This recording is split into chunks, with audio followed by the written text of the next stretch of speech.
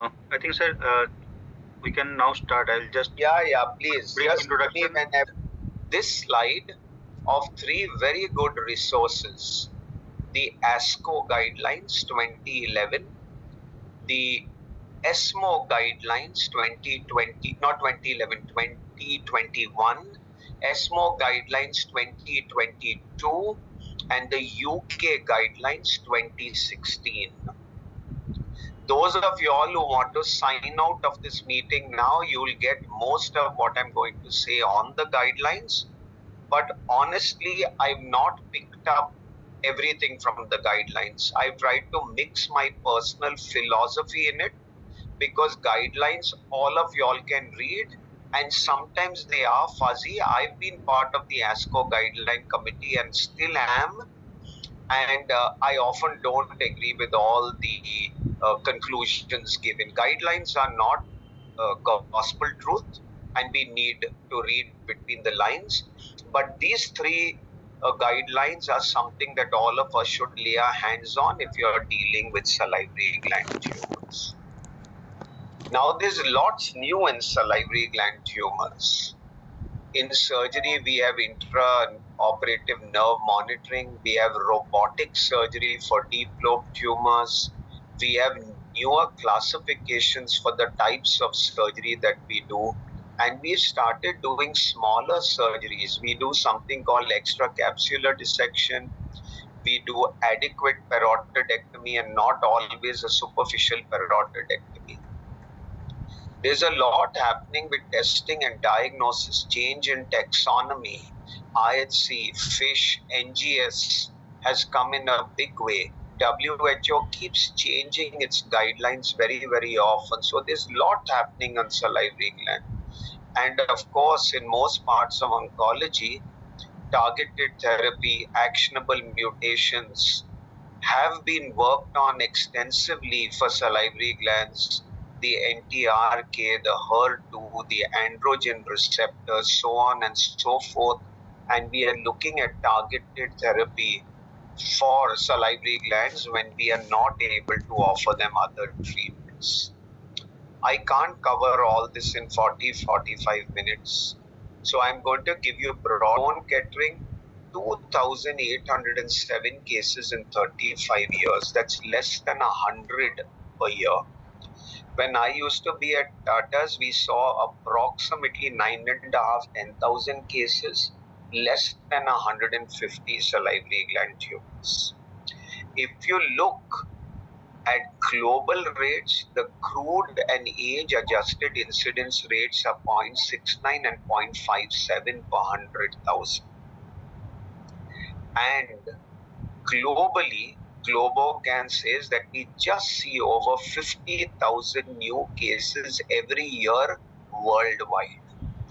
For youngsters in the audience, whenever you have a tumor which is less than 4 per 100,000, we call it as a rare tumor. So salivary gland qualifies in the rare tumor group.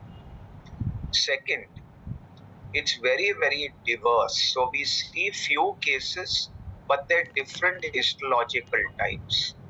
Here is WHO 2017 classification. And as you can see, the ones marked in the reddish magenta color are new entities. Then in some, the bluish purplish ones are simplification of terminology, and the green ones are regrouping of rare entities. And then malignant, which is on the right of your screen, there are at least 20 types. So we have few tumors. We see less than 100 at Tata's. And now we have 20 types. So now imagine what our experience would be on each particular type. And not only 2017, WHO has again changed their classification. They've got new benign entities, and this is 2022. And malignant tumors have two new malignant tumor entities called microsecretory adenocarcinomas, microcystic adenocarcinomas. Primary mucinous adenocarcinomas has been acknowledged as a distinct entity. Now, how do we keep pace with all this knowledge? You don't have to worry. If you don't remember the new classifications once you've passed your examinations, all you have to know is whether the tumor is low grade or high grade. And I've taken this chart from the ASCO guidelines. It's the first table there. All you have to do is when the histology comes or the core needle stroke FNAC tells you the grade, you can then channelize your treatment, your investigations, and adjuvant treatment based on the aggression of your tumor, high or low grade. So actinic cell carcinoma, mammary analog carcinoma, mucoepidermoid, both low and intermediate grade come in low aggression. Mucoepidermoid high grade, polymorphous adenocarcinoma, adenoid cystics of all types come into high grade, and so on and so forth. Now the problem with salivary gland tumors, and this is in my practice, 40% of cases that I treat are redo cases. They have been inadequately treated outside, and that's why this class is very, very important. And I basically looked at the reasons for that. There are two reasons. One is doctors have an inadequate initial diagnosis, and the second is doctors or clinicians have an inadequate understanding of the biology of salivary tumors and what is the ideal treatment. So we have to get these two reasons correct to prevent redoing our cases. So in management, proper diagnosis is imperative before you treat a salivary gland. And this is based on clinical. You must establish a proper histological diagnosis, and you must use appropriate imaging. So let's look at clinical. I'm not going to give you points of fixed mass and large, rapidly growing, that MBBS students know. This is a simple slide. We have used it for years in surgery, but it's very simple to remember. Parotid tumors are 80% of all salivary gland tumors. 80% of these are benign and 80% of them are pleomorphic adenomas. Submandibular glands, 15% of all tumors, 60% are benign, 95% pleomorphic adenomas. Minor salivary glands are 5 to 10% of cases, 40% benign, 100% pleomorphic adenomas. And in sublingual glands, they form 1 to 5% of tumors, 20% benign, 80% malignancy. So what do we look at clinically? The larger the gland, more probability of it being benign. Smaller the gland, more probability of it being malignant. So please do not treat a submandibular minor salivary gland or sublingual gland thinking it is benign and doing conservative excisions. You're going to screw up this case 9 times out of 10. So the smaller the gland, more likely it is malignant. Second, always establish a diagnosis. Many people rush in to operate their patients saying that why do you need, this is a parotid tumor, it's in the lower pole, let's operate. There is enough data to show that if you have a diagnosis, there are advantages. And the investigation of choice is an FNAC. You can avoid surgery if you have FNAC diagnosis. It's non-neoplastic. It's a TB lymph gland. You can alter or modify your surgery. If it's a lymphoma, you can just do a true cut and don't do the full gland surgery. You can plan your surgery better if it's a diagnosis of malignancy first. And sometimes you get a metastatic disease in the parotid, and then you talk to the patient, they had an eyelid, small mole removed 3 years back, they had something on the scalp removed, and you know that it is metastatic disease. So you must always do an FNAC and not say, I don't need it, treatment is surgery. And this is backed by data. Joe Atty was a surgeon in New York, and he published this paper in the American Journal of Surgery in 1992. 101 patients over a 4-5 year period treated in a general ENT department. Doing an FNAC changed the plan in 35% of patients. Eaton, in a publication in Laryngoscope in 2018, and this is in a more specialized unit, changed surgical plans in 19% of patients. And Lin and Bhattacharya showed that upfront neck dissection rates are higher in FNAC positive case, and you have a higher rate of pathological free margins, and both statistically significant. FNAC in positive, the neck dissection rate varied from 47 to 13% and 71 to 31% for negative path margins if you had an FNAC. So the bottom line or take home message is it's safer to do an FNAC in all your cases. FNAC has great sensitivity and specificity to distinguish between neoplastic and non-neoplastic. And here Smith's meta-analysis, systemic review meta-analysis showing that. But the sensitivity and specificity drops to distinguish between benign and malignant. So it will tell you that this is a tumor of the parotid. It may not be able to tell you benign and malignant in the grade. The specificity and sensitivity, or at least the specificity, drops to 80%. But if they tell you, they are specific in 97% of patients. So here are two arrows highlighting the point that I just made. And you must insist now on your pathologist reporting it by what we call the Milan system for reporting of salivary glands. It's exactly like the Bethesda system with few changes. So there's 6 diagnostic categories. Non-diagnostic, non-neoplastic is 2, 3 is atypia of undetermined significance. Then 4 is neoplasm, benign and salivary gland neoplasm of uncertain malignant potential.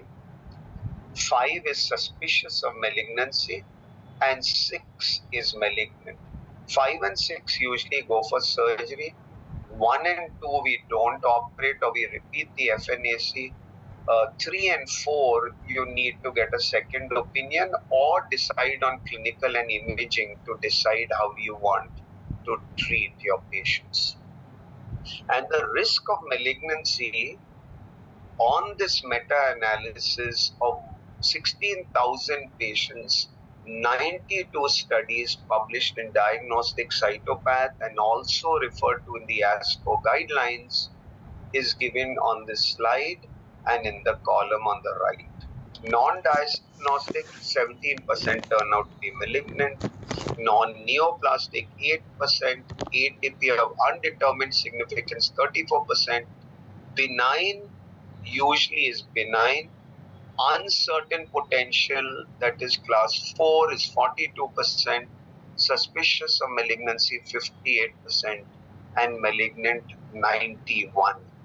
So as I said, for 3 and 4, you need to use clinical and radiological. So you'll see here there's 1, 2, 3. Neoplasm is divided into 4A and 4B, which is benign and salivary gland of uncertain malignant potential. 5 is suspicious of malignancy, and 6 is malignant. If the FNAC is not adequate, we nowadays do core or true cut biopsies in a large number of patients. Again, a meta-analysis systematic review by Robert Schmitz, looking at 5 studies with 502 procedures. The diagnostic accuracy increases. Sensitivity is 96%, specificity 100%. The incidence or the scare that you'll cause damage is very low. Hematomas were only in 1.6% of patients, and only one patient had a temporary facial nerve paralysis. So when do we do core biopsies in our patients? When more tissue is needed. Deep-seated minor salivary gland tumors, FNAC yield is very poor. We normally resort to true cut. Certain pathologies, like a lymphoma, the pathologist will guide that we need more tissue, please send unusual histology. When we want to differ or we are doubtful on the decision of surgery, patient has some lung mets, we don't know if it's very aggressive, if it's benign or not a benign, a low grade, we will operate. So then we'll do a true cut. And now we do a true cut for all patients with recurrent or metastatic disease, which we are not operating, and we are taking them into the realm of targeted therapy. So clinical, we finished the FNAC core stroke plain FNAC histopathology. The ideal imaging is the MRI. Here is a beautiful photograph of an MRI delineating the parotid gland so beautifully. You can see the superficial, the deep lobe, you can see the veins here, the retromandibular, and look at this lovely tumor sitting here. It's so easy to read this scan. You can know whether it's inside, outside. It shows better delineation of the deep lobe. Perineural spread is better seen, skull base invasion, marrow infiltration, extracapsular spread. Everything is well seen. A sono is used as a screening tool to distinguish between parotid and extraparotid tumors. And in children, because in children they won't tolerate an MRI or a CT. A CT is done when an MRI is not available. If you want to see bone erosion, and certain tumors have very characteristic intratumoral calcification, which is seen better on the CT. A PET is not to be done, and many people ask for PET and operate, which is incorrect. Less resolution, lot of false positive and lot of false negatives. A Wadden's tumor can light up like a malignancy, and low-grade parotid tumors may not light up. So please do not do a PET, and only do a PET when you suspect metastatic disease and you want to see that. Now let's quickly go to the principles of management. All salivary tumors are treated surgically. Complete excision with clear margins, preserving function, is what we aim for. Salivary tumors are relatively radiotherapy resistant. We have their role only in the adjuvant and in the palliative settings. And chemotherapy is usually palliative.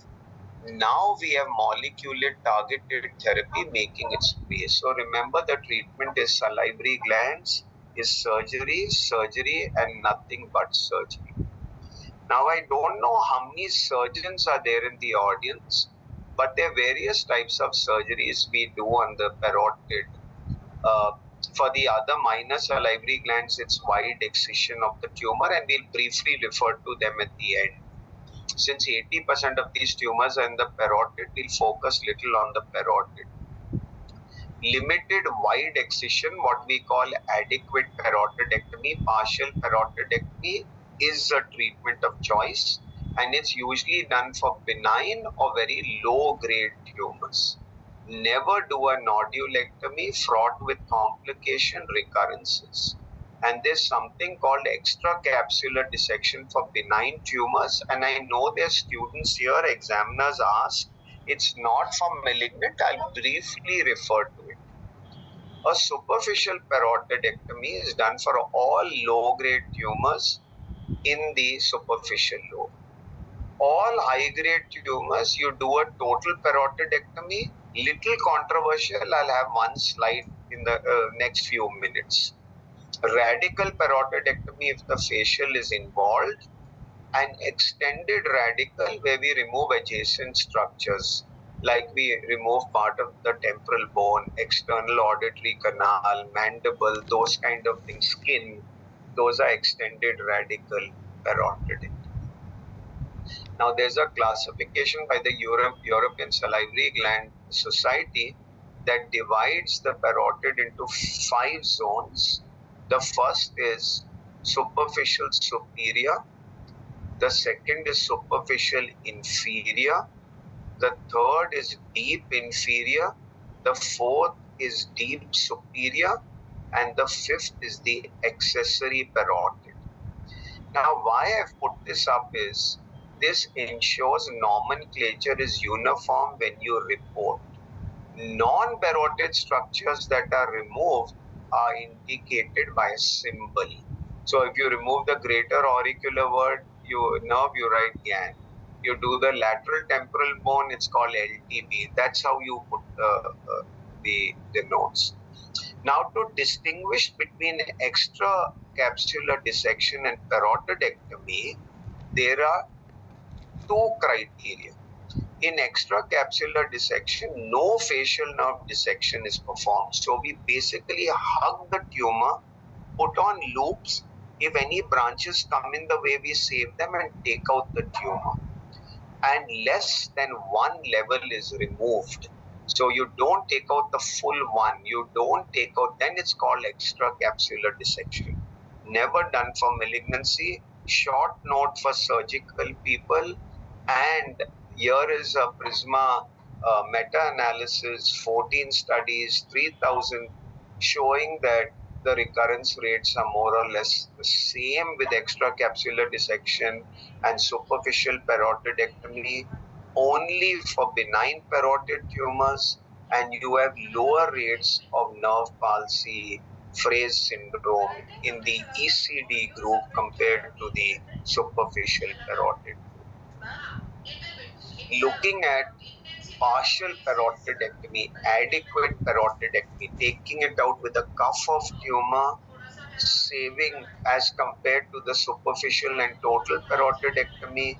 Again, the only randomized clinical trial that is done, again for benign disease, you can see that the partial parotidectomy group has lesser complications, nerve palsy, Fraze syndrome, satisfaction with scar and cosmesis, ear lobe sensation, salivary flow, etc., etc. So there is a role for extracapsular dissection. There is a role for partial adequate parotidectomies for benign diseases, but we also sometimes do an adequate parotidectomy for low-grade small salivary tumors in the tail of the parotid. Now, total and superficial. Superficial always done for T1, T2, total for T3, T4, but literature is weak to back T3 and T4 for high-grade tumors. The more aggressive you are taking out the deep lobe, the more risk of your nerve injury. And you get good control with superficial parotidectomy and post-operative radiotherapy. Literature is fuzzed up because a lot of literature on total is for metastatic carcinomas, melanomas, scalp tumors that go into skin cancers that go into the parotid and involve the deep lobe.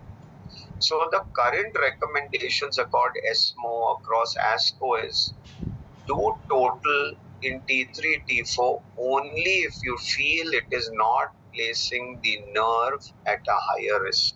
Otherwise, superficial is okay with clear margins, even for a T3, T4. Because to get the margin, if you're saving the nerve, then there doesn't make any sense to leave a nerve in between the superficial and deep lobe. What is adequate margins? There's no consensus. And this is important because I see rad oncs sometimes saying margin is less than 5 millimeters and they want to radiate. Please remember that any margin greater than 1 millimeter, less than 5 millimeters also has excellent controls. For minor salivary glands, we take a margin more than 1 centimeter.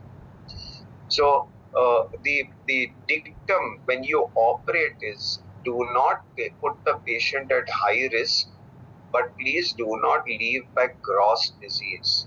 So you can leave back a nerve that looks beefy red, but you don't leave back a node that has clumps of tissue that are lying on it. That is not okay. Radiotherapy will not sterilize. So for surgeons, a 1 millimeter margin is good enough if you are doing a good superficial carotid. Should we sacrifice the facial nerve? And that's why we take closer margins or clear margin. So before the 70s, everybody sacrificed the nerve for margins.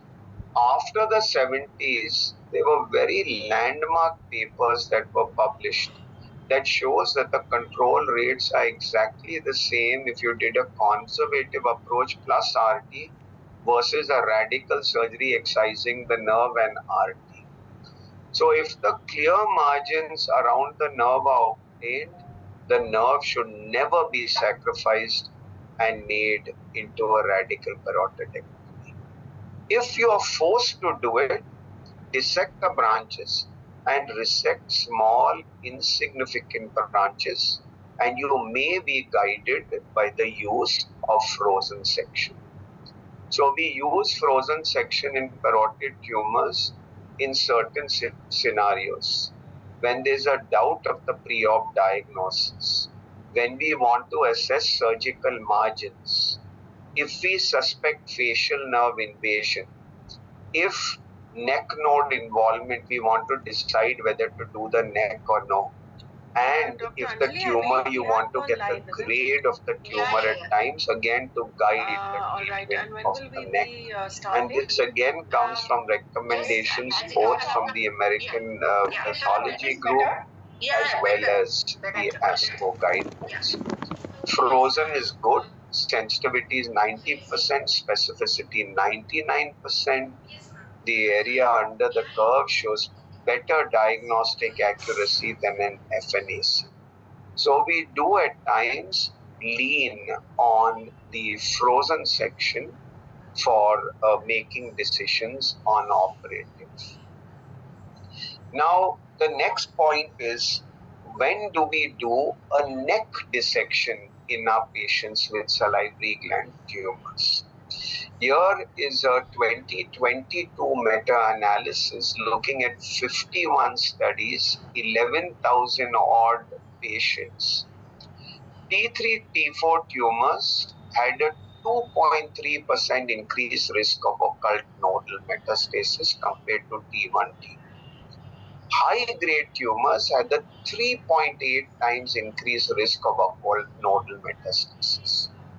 And the occult metal nodal metastasis was higher for high-grade T3, T4 and certain histologies such as undifferentiated cancers, salivary duct cancers, adenocarcinomas not otherwise specified, so on and so forth. So you are guided by your decision to address the neck based on the grade, based on the size, and based on certain histologies. And I showed you the first slide. Aggressive histologies will have a higher incidence of metastasis. Again, another systematic review and meta-analysis, again not so old, 2020, looking at 22 articles over 50 years, 1950 to 2019. Now, the pooled proportion of occult metastasis is 21%, higher in T3, T4, and higher in high grade, about 36 and 34%. Overall occult metastasis proportions do not require an END in all patients of salivary gland. So the pooled risk is 21%. But when you look at small tumors which are not high grade, you do not need to always charge and do a neck dissection. It is recommended for all high grade or unknown histology or for those with T3, T4 tumors. And I'll tell you why I made this comment in my next slides. The elective neck dissection, whenever you do, should be minimum of level 2 and 3. Level 1 should be included in tumors of submandibular gland, sublingual gland, and minor salivary gland because these have higher incidence of malignancy. So when we operate on parotid, please, if you have a large tumor, do minimum of level 2 and 3 in your patients. Now, Sloan Kettering had this publication again, looking at one of the largest series, 474 patients, reinforcing the criteria that tumors more than 4 centimeters and high grade tumors had a higher propensity of nodal metastasis, which was statistically significant. So please remember 2 points, T3, T4, high grade tumors. How much neck should we do?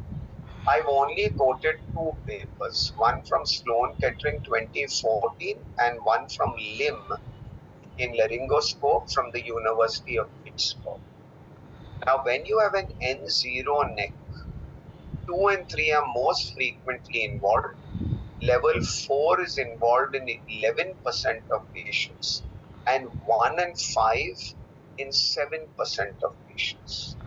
But the moment you had a node positive, 1 to 5 were involved, 52%, 77%, 73%, 53%, and 40%. So, in node positive, we do a comprehensive neck dissection. When you all have to radiate your patient, less levels are done, comprehensive radiation of the neck. If it's N0, then you do level 2 and 3 because the incidence of 1 and 5 are low. Lim et al. From Pittsburgh again showed that when nodes were positive, 82% of patients had level 5 node positive. So comprehensive. So what's my philosophy? Node positive, full neck.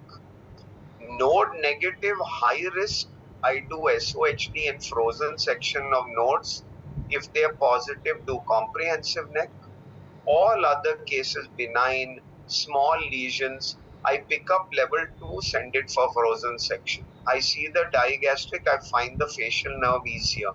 By the time the report comes, if they say it's malignant, it helps me even if I need to sacrifice a branch, if I need to be aggressive at surgery. So I lean a little bit on frozen section, sending level 2. Should we give our patients post-operative radiotherapy? There are 1, 2, 3, 4, 5, 6, 7, 8 indications of post-operative radiotherapy. But youngsters, you don't have to remember all these indications, high grade, large tumor, close margins, etc., etc. Read the bottom line of my slide. All tumors except T1 to T2 low grade tumors need to get radiotherapy.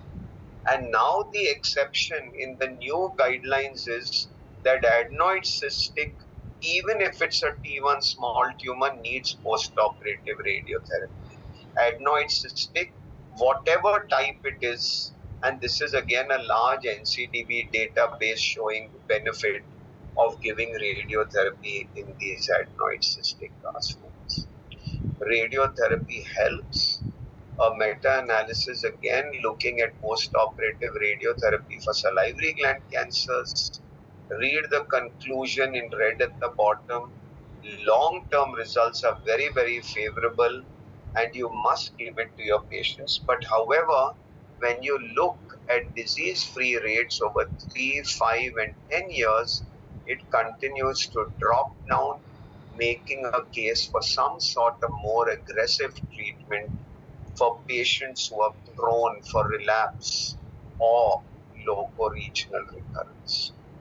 Is adding chemo an answer? NCDB database analysis little lopsided, though it was 2,210 cases, 1,800 had radiotherapy alone, 368 CTRT. Overall survival was worse in the group that had CTRT. The criticism to this paper is that this was all retrospective and it was a biased group. We tended to give more patients who were more aggressive CTRT, which anyway they would fail. So we don't really have an answer. Recommendations say that you should put your patients on trial, but in practice, if I have a high risk patient, I always give them CPRT because intuitively it tells me that these patients will do well, exactly as they do in squamous cell carcinoma with margin positive or extracapsular spread. But we'll have an answer from the RTOG 1008 paper. Accrual is completed, looking at 2 arms of RT alone and cisplat RT with the endpoints of overall survival, progression-free survival, and toxicity, and we eagerly await the results. I know a lot of you all are radiation oncologists. Whether there's anything good apart from photons that we use, a randomized trial looking at palliation comparing neutrons versus photons. RTOG did it in the USA, MRC in the UK, and you can see that there is a difference in survival. An old paper. Neutron facilities are few. We have moved to protons. ASCO guidelines say there's not enough data to back its use, but conceptually it is good because it may allow further dose escalation, especially if used as a boost with local control benefit in the treated fields. However, in the absence of comparison with modern photon IMRT, there is still no clear indications for particle therapy in salivary gland tumors. But if you look at Astro model policies, it comes in a group 2 indication, which says that you must give treatment to generate clinical evidence development. So if patients can afford, and I've had at least half a dozen patients who have been treated very, very successfully with proton, and at the Apollo Proton, we are very, very active among people who can give it, and I'm sure the TMH would have a same policy, but it's a group 2 recommendation of Astro. Now, I told you there's exciting new things happening in molecular diagnostics, translocations, and various genes being involved. It helps us to classify tumors better, but more importantly, we are looking at prognostic significance as well as potential therapeutic benefits. You have certain mutations, you can use mTOR inhibitors, you can use EGFR inhibitors, you can use HER2 inhibitors, and also androgen deprivation therapy. But all this at present is experimental. We do not have level 1 evidence to use this, but in certain cancers such as adenoid cystic, adenocarcinoma, mucoepidermoid, salivary gland, we do see some receptors changing, c-KIT, androgen receptors, estrogen receptors, progesterone receptors. We do use targeted therapy when we have an actionable mutation, but it is not standard of care. Cisplatin has proof of principle and is still the backbone of standard therapy. Quickly, I'll wrap up with 2-3 small incidents on the other glands. Submandibular glands, small glands needs excision. Larger glands with extraglandular spread needs R block resection of mandible, floor of mouth, nerves, whatever structures are involved. Minor salivary glands, there are two types, sinonasal and oral cavity. Sinonasal are high grade, usually needs maxillectomies, craniofacials. Oral cavity are lower grade, easier to excise. And please remember, surgeons who are listening, any swelling in the oral cavity which is submucosal should be treated as a minor salivary gland tumor unless proven otherwise. Of the 40% redo cases I do, dentists remove a small swelling in the buccal mucosa. It comes as adenoid cystic and they send to us with margins positive. We just have a scar, making it very difficult. So some mucous swellings, please get a biopsy before you remove them. What do you do for revision surgery? You have to distinguish whether it has metastasis or no metastasis. If they have metastasis, you have to go ahead and resect the patients with appropriate reconstruction, and distant metastasis, palliative resection if appropriate, particularly if there's metastatic disease which is not rapidly progressive, and more so if the surgery is not morbid and does not affect the quality of life. So I've given you all a whirlwind round on salivary gland tumors. I'll conclude by saying they're rare tumors. There's a myriad of different histologies. Management guidelines still are clear despite the rarity and the diversity of these tumors. It's surgery, surgery, surgery, clearing all gross tumors with minimal morbidity, radiotherapy for all tumors except T1, T2, and there's a limited role for chemotherapy. Targeted therapy seems to hold promise for the future. So Dodul and the other organizers, thank you once again for the opportunity to be here. I know it's late and this is a long talk.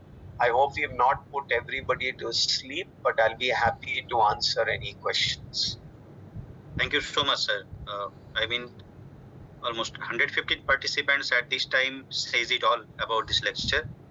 And there is a question. If you allow me, please, sir, I will read it out. Yes, please. So, patients operated for primary parotid carcinoma, but neck dissection not done. Yes. If the neck is clinico-radiologically negative, would you suggest neck dissection or radiation to the neck based on pathological factors? So tell me again, the tumor is what? It's a T3, T4 high grade kind of tumor, or what is the histology? I think, sir, the question ends there. So probably I will tell you what my philosophy would be. If the patient is a low grade T1, T2, nothing at all, no radiotherapy, patient is under observation. If I have to give radiotherapy to my patient after an extensive salivary gland tumor, usually most people with T3, T4 will at least do the upper neck. But if you have nodes in the neck, doubtful on imaging or FNAC proven, I would operate again and then give the patient radiotherapy. But if I've got absolutely good imaging, I'm sure it's an N0 neck, my FNACs are negative, rather than subject the patient again to re-surgery, I may consider radiotherapy straight up front. But I'm going to conclude this comment with a caveat that we don't have enough data to know which is the right way to do it. Exactly as we would have done in a squamous cell carcinoma of the neck, which there are no nodes and the primary warrants radiotherapy. It's not the best way of treating the patient, but sometimes we are forced to do it. The second question is, any difference in approach to salivary duct carcinoma as compared to other high-grade parotids in terms of surgery, adjuvant radiation, or systemic therapy? So I told any role of adjuvant anti-HER2 therapy? I told you in the beginning that there is absolutely no reason for y'all to get worried or confused between the histological type. in your mind, place that this is a high grade tumor. So when you are operating, you will operate and do a neck dissection. When you are operating, if you have to sacrifice some branches of the facial nerve, you will remove them rather than leaving back gross disease. If you have to do an extended resection, you will do it. And all these patients will get post-operative radiotherapy. So I don't say this is, I know it's salivary duct, I know it's an aggressive cancer, I'll treat it aggressively, my cancer. But it's not specific that I'll do something very different for a salivary duct carcinoma compared to other cancers. Thank you, sir. The next question is PNI in salivary gland tumors. When to treat? When to treat? It will form one. Probably the question is related to adjuvant, I believe. Yeah, but generally when they report PNI, it's taken into consideration to grade the tumor. So I won't say that in PNI, I would use it as the single diagnostic criteria to give RT. I will look at a combination of the size, the histology, the grade, and PNI. Now, in mucoepidermoid, you have PNI, it will push your patient into high grade. You're going to give the patient radiotherapy. Adenoid, cystic, all of them get radiotherapy. So I think you have to look at that. And unlike in squamous, it's not going to be the sole indication. And even in squamous, PNI by itself is not an indication for radiotherapy with everything being negative. But if the other things are 50-50 PNI present, I'll give radiotherapy, and I'd use the same logic when I'm treating a salivary gland tumor. The next question is actinic cell carcinoma T2 if margin is 0.1 millimeter. Is radiation indicated? I would observe. I would observe. These are very, very tight clinical scenarios. There's no right or wrong answer. But again, if it's a young girl or a young person, I would observe the patient, because these patients will recur locally. God forbid they recur, I'll go in and operate. It will recur at one spot. I'm not going to put the whole nerve at risk. But the side effects of radiotherapy in a young person are tremendous. So I'd probably keep the patient under close follow-up. And I told you in parotid, 1 millimeter is okay. Right, sir. So this question is already answered that 1 millimeter is okay. Is extensive or focal PNI a risk factor in low-grade T1, T2 for decision-making or post-operative? If you have extensive PNI, they won't call it low-grade. Yes. What are the results of facial nerve cable grafting? Not very encouraging, but of course much better than when you do it for, say, a recurrent laryngeal nerve, because the majority of time that when we operate these patients, we have to give them post-operative radiotherapy when we have resected the nerve. So if you look at the nerve and grafting, and you have resected a segment because of disease, extensive handling, in a fair number of patients, they will come back. And in my practice, I'm telling you, in the recent past, that means in the last 3-4 years after I've exited Tata Hospital, I must have done with my plastic surgeon a cable graft in half a dozen of patients.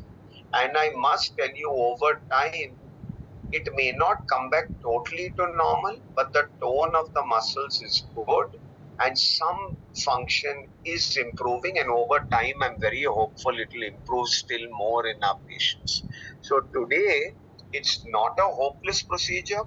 You have to plan to do a cable graft if you have a patient who has a risk of having the nerve excised. So I will always take these patients and plan for them.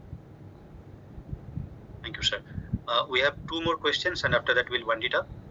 Adenoid cystic carcinoma of parotid post-surgery local recurrence after an year with 10 centimeter huge mass in parotid and lung mets on targeted therapy. Can the primary tumor be resected? So I told you, if it's got extensive lung mets, little tricky to operate. However, if the 10 centimeter mass is very easy to remove without morbidity, I will remove it. And the same philosophy I use for all head and neck cases, and the same philosophy I use for other cancers. No one wants to die. No one wants to see a tumor every morning. A lady with a breast cancer doesn't want to see a fungating mass. If I could easily remove it and do a toilet mastectomy, I would do it. Exactly the same with the parotid. If I can just take out the parotid mass 10 centimeters rather than this big lump, I would do it. But if that entails removal skin, removal mandible, removal temporal bone, then I may not do it with extensive lung mets. The last question, sir. In T3, T4 tumors, as we are going to do total parotidectomy almost always, can we proceed with USG and FNAC only? No, you will never do that in a T3, T4 tumors because you do not know how much of the facial nerve is involved. You do not know if the tumor is going into the deep lobe. You will not know whether it's infiltrating into the base skull. You will not know if it's encasing the external carotid artery. So 100% in T3, T4 tumors, you need a road map. You just cannot operate. You do not know whether they are lymph nodes. They may be lymph nodes at the root of the neck. You have to do imaging in T3, T4. The bigger the tumor. If you ask me a question the different way, can I do a sono in a T1, T2? I think I would say you could do it, but I told you 4 reasons and I showed you data. Margins are negative and nodes are better addressed. So by and large, in all needle, you please do the needle test and appropriate imaging. It's very, very important. Thank you, sir. Dr. Neelam, I'll request you to please conclude this.